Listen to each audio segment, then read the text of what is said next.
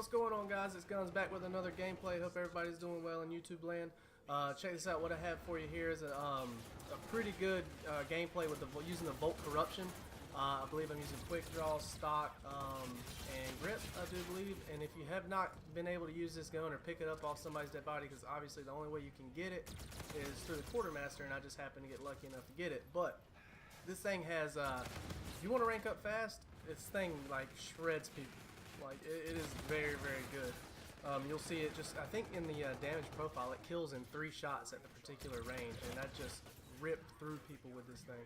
So if I'm really trying to just level up and actually just go ham, I will use this gun. I mean, you'll see right here, I just wrecked that kid right there, just 3 shots. I mean, it is a very, very good gun. If you can get it, or if you do get it, use it, because it's nasty. But anyway, about this gameplay, pretty much what you have here, is I think I do get the Juggernaut with about 3 or 4 more kills after that, and I do die, and then I try to re-roll it and try to go for like a double Juggernaut.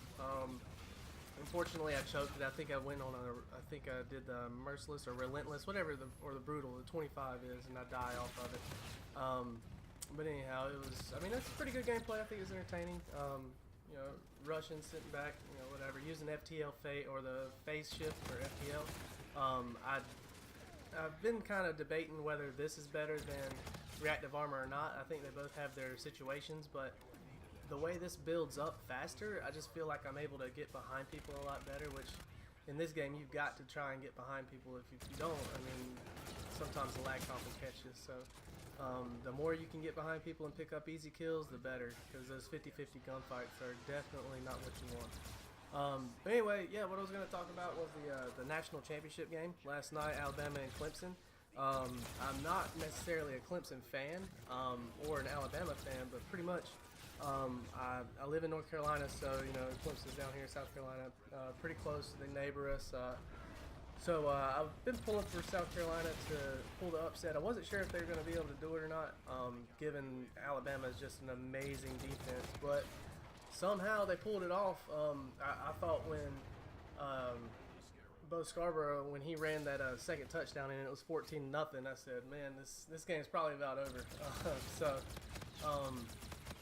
But they ended up, they clawed back, they fought back, they got the ball back at the second half, and they were able to make a game out of it, which I was happy about, because the first half wasn't really that fun to watch. The second half was absolutely amazing. Like, it was great. It was an all-time football game by the end of the game. So Deshaun Watson went off. At first he was rattled. He got that illegal hit that clubbed him right in the side of the head.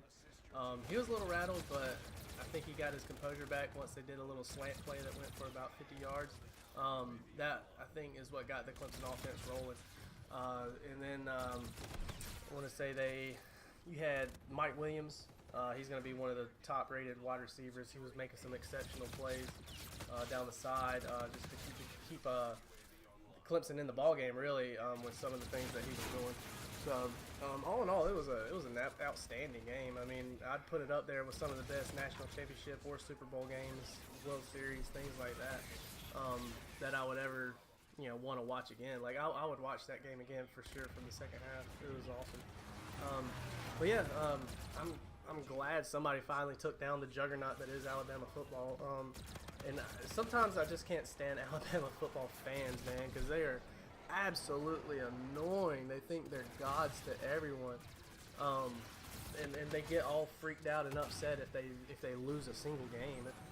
Because I mean, sometimes, I mean, you're gonna lose. I mean, you're not gonna sit here and slap through everybody that's in the college football ranks. I mean, these kids are great. I mean, yeah, Alabama football grabs like the best talent that is out there nationwide. But I mean, kids are still going to be competitive, and again, that's exactly what they are. They're still kids. They're 18, 19-year-old kids who are learning to play the game, and learning to, you know, play the game properly, I guess you could say, and you know, they play with their emotions a lot, and so I mean, you're going to lose.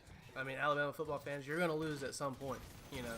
But so I'm finally glad that somebody took them off their little totem pole, which I'm extremely happy about, because I can't stand listening to some of these Alabama fans, which I know some of the Auburn fans are going to be extremely happy about. But anyhow, that's just a little something to talk about. Just wanted to talk about the game. But As you see there, go 90 something and 8 or 9 or whatever it is. But I hope you guys enjoyed it. I've been Guns. Later.